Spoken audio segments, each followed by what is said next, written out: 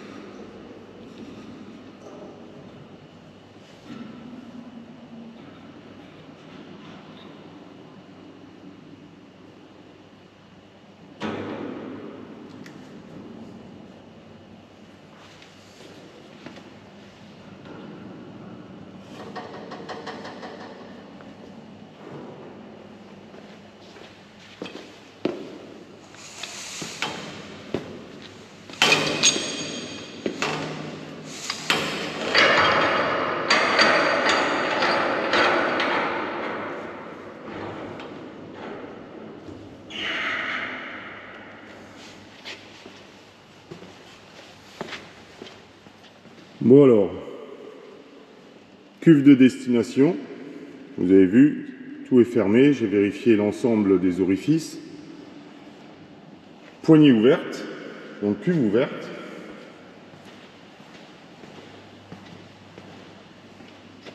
Cuve de départ, la poignée est fermée. Si je ne veux pas faire remonter d'air dedans, il faut absolument que je mette ma pompe pour que ma pompe vienne tout de suite pomper l'air qu'il y a dans le tuyau. Parce que si j'ouvre ici, bah forcément les bulles qui sont, enfin l'air qui est dans le tuyau qui est vide, va remonter à l'intérieur et va remettre en suspension des bourbes, ce qu'on ne cherche pas du tout, puisque c'est l'effet inverse. Donc, nous allons tout de suite remettre, hop,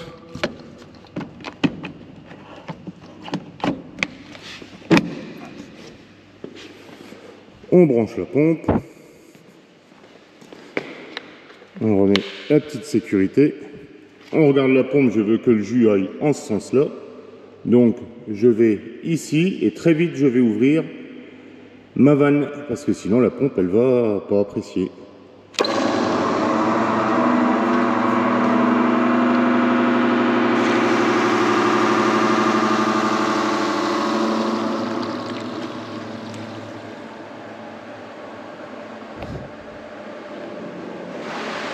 Et ben voilà, c'est parti. Voilà, là je suis en petite vitesse.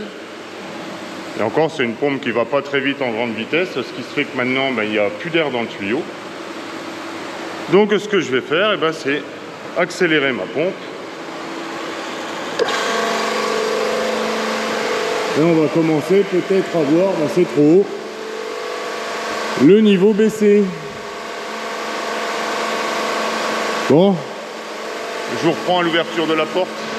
Bon alors, point de vigilance quand on arrive dans une cuve, quelle que soit la cuve, eh bien c'est tout simplement, vous voyez là on voit la jauge, donc elle indique quand même quand ça monte à peu près le niveau, mais c'est de surveiller le passage de la porte, ou le passage de tous les orifices, mais principalement la porte pour savoir si ça ne va pas fuir. Vous voyez, dès que le jus va arriver ici, ben, je vais surveiller pour voir si ça ne fuit pas, et puis tout autour de la porte si ça ne fuit pas. Et au cas où ça fuit, bah, la première chose à faire, c'est couper la pompe et ensuite essayer de resserrer un petit peu, et souvent c'est assez, comme les baleines.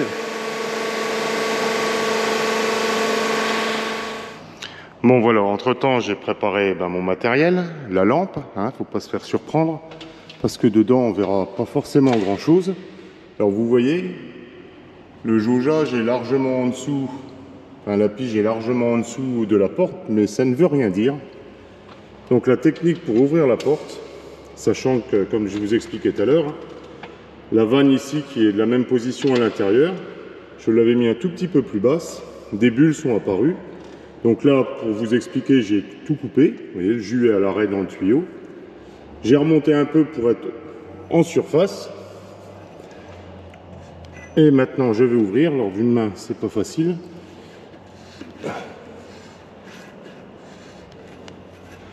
Donc la technique pour ouvrir une porte, c'est de desserrer.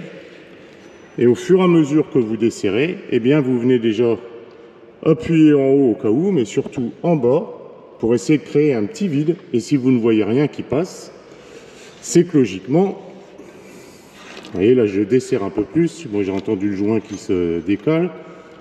Voilà, vous voyez. Là je peux écarter, s'il y avait eu du jus, il serait passé, donc je suis tranquille. Je peux tranquillement ouvrir ma porte. Et maintenant, je reprends ma lumière. Et je vais vous montrer dedans. Alors, j'espère que l'on voit. Vous voyez les bourbes au fond, c'est ce qui est tout blanc, comme de la neige. Donc ça s'est bien déposé au fond.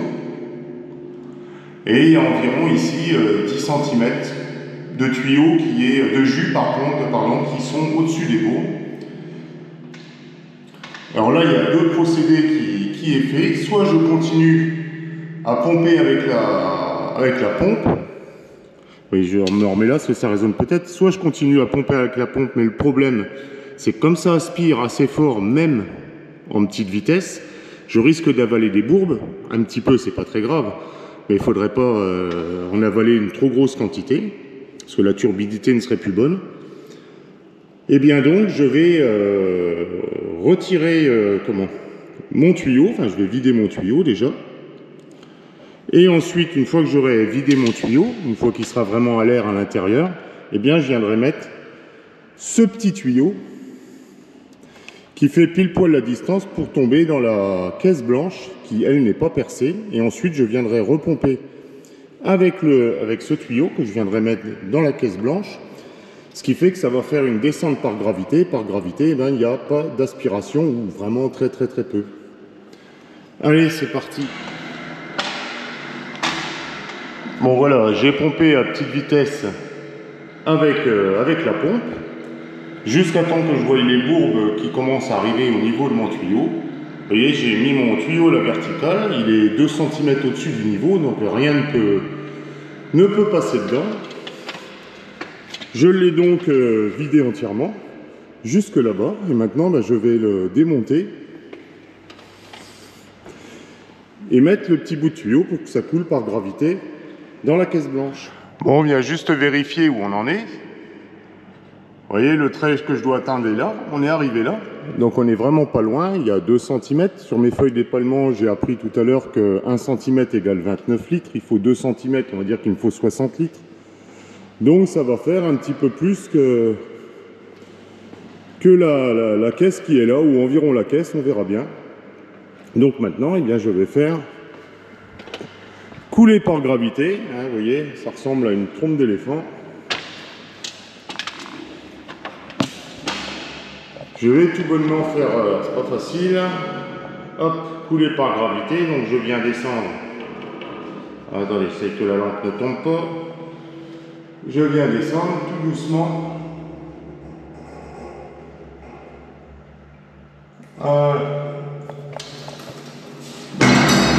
Donc vous voyez là, il n'y a pas de bourbe qui rentre. J'aspire le jus par gravité simplement. Et ça vient couler dans ma caisse dans laquelle je viendrai reprendre, ce coup-ci avec la pompe. Vous voyez, technique assez simple, assez facile à mettre en œuvre. Et on fait du boulot très propre. Et ensuite, quand les bourbes commenceront à venir en quantité autour de mon tuyau, alors bien sûr je le descends au fur et à mesure. Vous voyez là c'est un peu trop, je remonte. Et bien quand les bourbes arrivent autour du tuyau et qu'il y en a trop qui rentrent dedans, on met simplement le tuyau hors jus. On attend à nouveau que les bourbes se reposent. Hein. Rappelez-vous, là il y a le boîtard.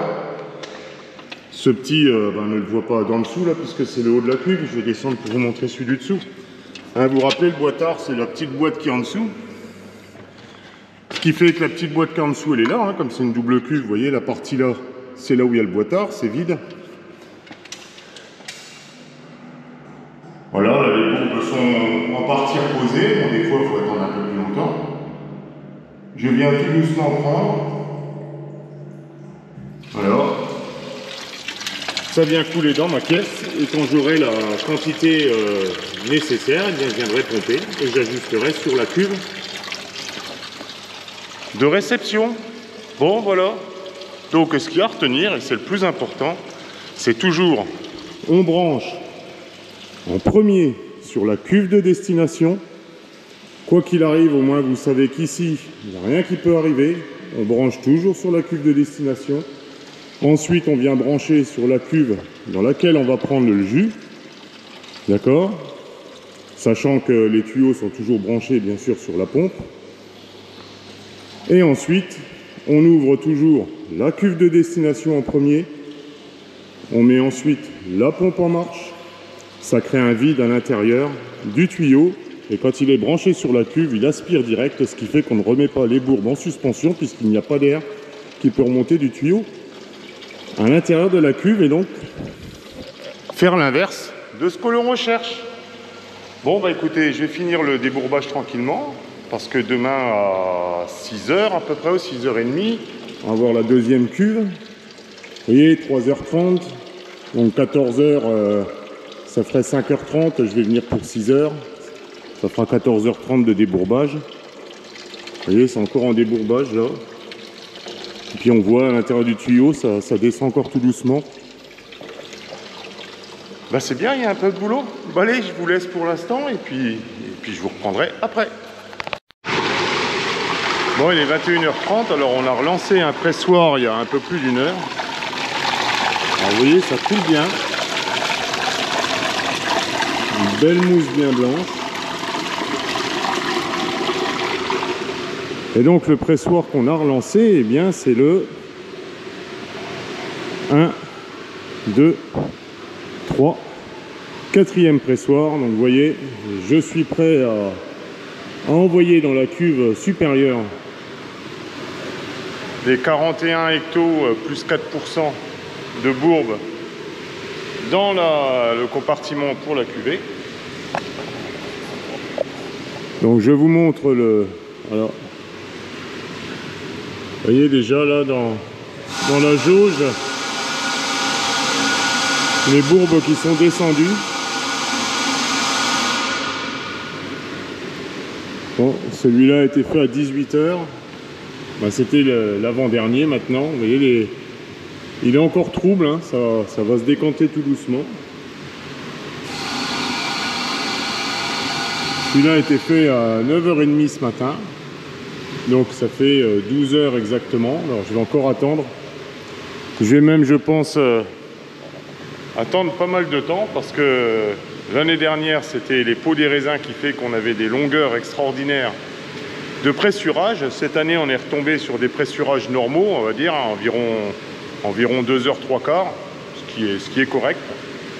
Mais concernant les débourbages, eh ben, on n'y arrive pas. Les derniers, pour ceux qui savent ce que c'est, les derniers 5, 10 litres, 15 litres, ben, on met parfois 1 heure à les trouver parce que ben, les températures sont tellement élevées cette année, c'est extraordinaire, que les mous sont très très chauds. Alors moi, je n'ai pas de système de réfrigération. Si jamais j'arrivais à les réfrigérer, et je pense que je vais y passer, je vais louer un groupe de froid pour le monter l'année prochaine. Si j'arrivais à réfrigérer mes cuves, je pense que je gagnerais beaucoup de temps en débourbage, parce que là, du coup, bah, il y a une dilatation telle du mou, on va dire, hein, je ne peux pas l'expliquer autrement, qu'on met énormément de temps à débourber. Beaucoup de perte de temps. Donc là, vous voyez, celle-là, ça fait 12 heures. Donc bah, ça va faire comme cette nuit. Je pense que je vais revenir vers minuit et demi ou 1h du matin pour essayer de la débourber. Et puis bah, je pense que je continuerai sur les autres cuves. Bah voilà. Et par contre, ce qui me fait le plus peur, c'est que quand j'ai appelé pour avoir des camions demain, eh bien on m'a dit non, le premier camion ce sera après-demain à 7h. Donc vu les températures, si ça part en fermentation alcoolique, on n'en est pas loin.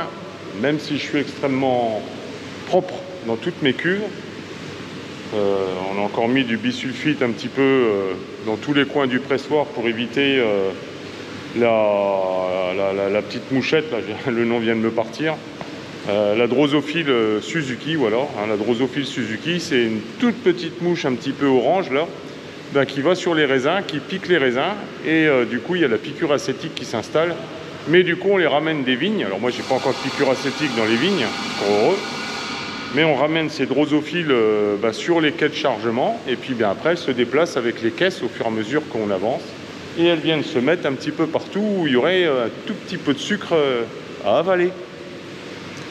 Bon bah écoutez, point très important, j'ai fait une grosse erreur, une très grosse erreur sur le débourbage. Donc si vous avez bien suivi désolé, hein, c'est le pressoir qui remonte en pression. Là, on va laisser passer, voilà. Donc je disais, si vous avez bien regardé la vidéo, vous verrez que j'ai fait une des plus grosses erreurs qu'on peut faire lorsque l'on fait du débourbage ou lorsque l'on travaille avec des cuves et des pompes. Donc pour ceux qui l'ont bien regardé, vous me direz si vous l'avez trouvé. Allez, je vous dis bonne nuit à tous et à la prochaine vidéo. Salut!